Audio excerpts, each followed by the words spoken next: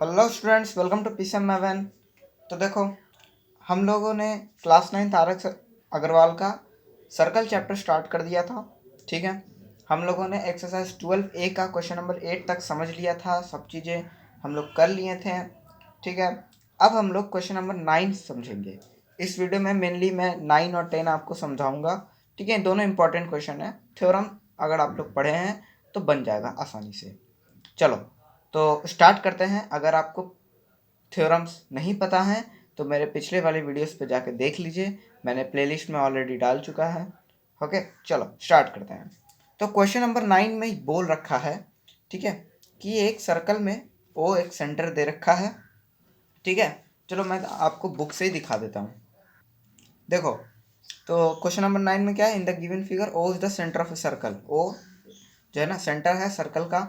Okay, A B और C D एक cord है जो आपको दिख ही रहा है, मैंने आपको कॉर्ड्स का भी डेफिनेशन बताया था। ठीक है, और ए बी और सी डी जो है इंटरसेक्ट कर रहा है एट पॉइंट पी। देखो पी पॉइंट पे ये लोग इंटरसेक्ट कर रहा है।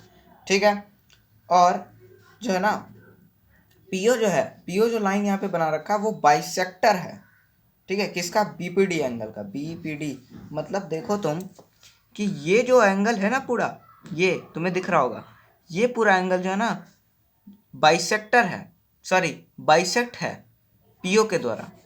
पीओ के द्वारा कैसे बाइसेक्ट है कि एफ पीओ जो एंगल तुमको ये छोटा सा दिख रहा है एंगल, वो एंगल और ई पीओ मतलब ये एंगल दोनों इक्वल है। बाइसेक्ट का मतलब ही होता है, अगर बोल दिया कि पीओ बीपीडी के बाइसेक्ट है मतलब ये वाला एंगल और ये एंगल जो होगा ना वो इक्वल होगा, बस यही बात है।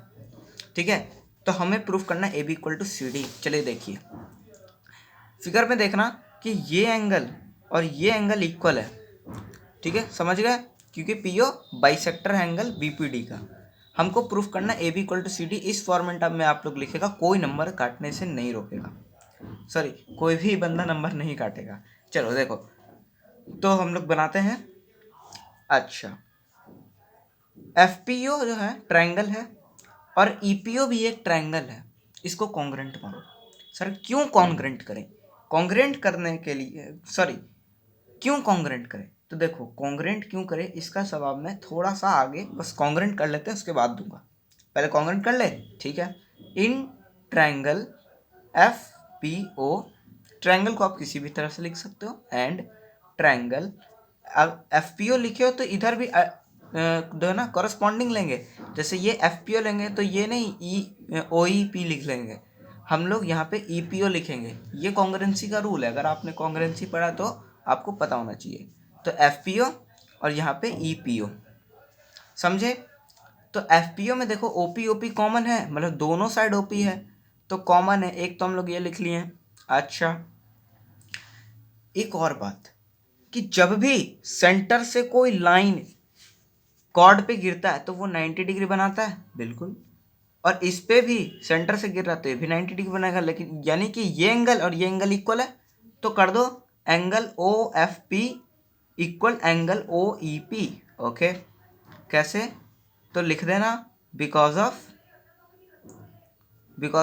Line, line because of line ने लिख लो because of O P, sorry O F stands on CD and OE stands on AB। ठीक है, अच्छा ये हो गया। अब angle O P F equal to angle O P E हो जाएगा, क्योंकि बाइसेक्टर था तो ये तो गिवन ही हो गया। ये यहाँ तुम लोग बाइसेक्टर भी लिख सकते हो, कोई दिक्कत नहीं है। तो यहाँ पे देखो हमारा जो ट्रायंगल है वो कॉन्ग्रेंट हो गया, therefore triangle F P O congruent triangle E P O. अब देखो एफ पी ओ है ना, ये पी लिख दिया, हाँ। F P O equal to congruent to E P O. अब देखो क्या ओ ई ओ एफ या ओ एफ लिखो और यहाँ पे ओ ई लिखो, ये दोनों इक्वल होगा, बिल्कुल इक्वल होगा, हमने कॉन्ग्रेंसी में पढ़ा था। कैसे इक्वल होगा? सी पी सी टी से। अच्छा, यहाँ पे मैंने कंडीशन नहीं लिखा तो ये जो कंडीशन होगा वो एंगल साइड हो जाएगा। ठीक है, चलो तो सी पी सी टी से O F equal to O E हो गया। हाँ, अब देखो यहाँ पे ओ एफ और ओ ई इक्वल हो गया, इसीलिए हम कॉन्ग्रेंट कर रहे थे। ठीक है, अगर हम क्योंकि हमने थ्योरम पढ़ा था कि अगर सेंटर से इक्वल डिस्टेंस हो कोई भी कॉर्ड का, तो वो कॉर्ड इक्वल हो जाता है। ठीक है, सेंटर से अगर दो कॉर्ड का डिस्टेंस इक्वल है तो वो दोनों कॉर्ड इक्वल हो जाएगा। और यहाँ पे वही चीज़ मैंने किया, ओ एफ और ओ ई तो इक्वल हो गया, मतलब सेंटर से इस कॉर्ड का डिस्टेंस और सेंटर से इस कॉर्ड का डिस्टेंस दोनों का सेम है, तो दोनों कॉर्ड इक्वल होगा। ठीक है, दोनों कॉर्ड इक्वल होगा, तो इसीलिए मैंने तो कॉन्ग्रुएंट माना था, ताकि ओ एफ और ओ ई इक्वल हो जाए। समझे? तो यहाँ पे लिख लो, क्या लिखोगे, देयरफॉर, मैं लिख देता हूँ, देखो मैंने लिख दिया, therefore if the distance of the chords from the centre are equal, ठीक है, then the chords are equal. तो ए बी इक्वल टू हमने सी डी कर दिया, इसको प्रूव कर दिया। समझे? तो ये क्वेश्चन काफ़ी आसान था, जिसको पता होगा थ्योरम वो तो बना ही लेगा। ठीक है, तो चलो हम लोग चलते हैं नेक्स्ट क्वेश्चन पे।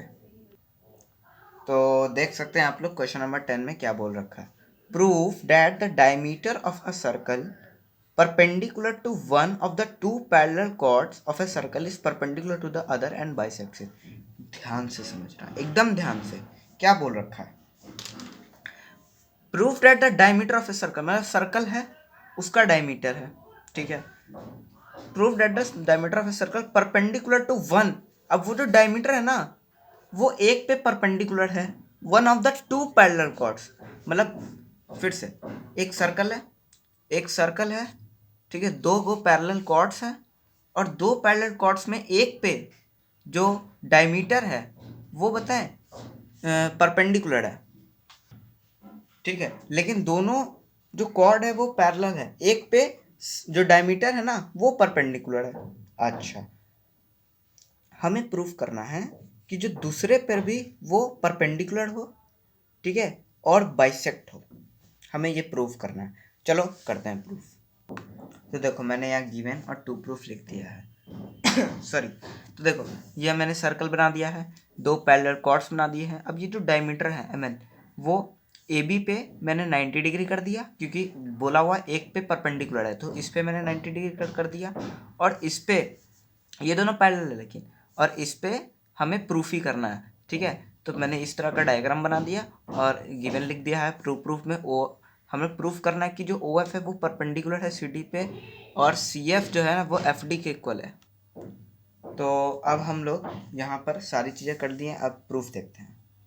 देखो इसको प्रूफ कैसे करेंगे, यहाँ पे अब ये दोनों पैरेलल है, तो ये 90 डिग्री को तो ये भी 90 डिग्री होगा, कॉरस्पॉन्डिंग एंगल, ये तो पता ही होगा ना।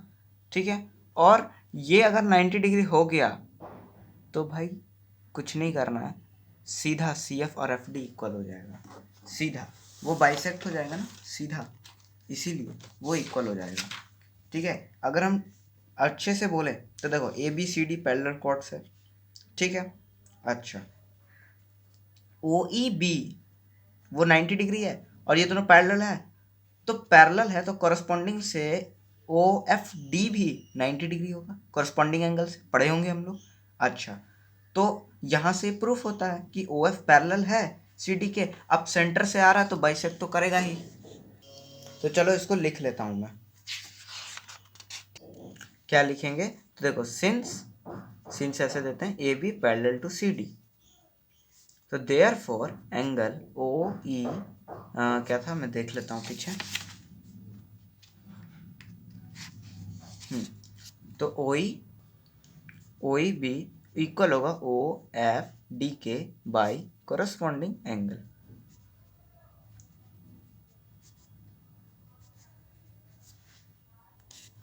तो लिखेंगे देयरफॉर जो ओ एफ है वो परपेंडिकुलर है सी डी के, सी डी था यही था, तो ये तो प्रूफ हो गया।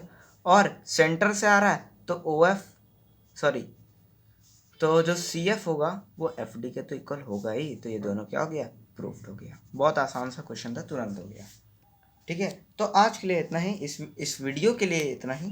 ठीक है, अब मिलते हैं नेक्स्ट वीडियो में नेक्स्ट क्वेश्चन के साथ। चलिए, थैंक यू।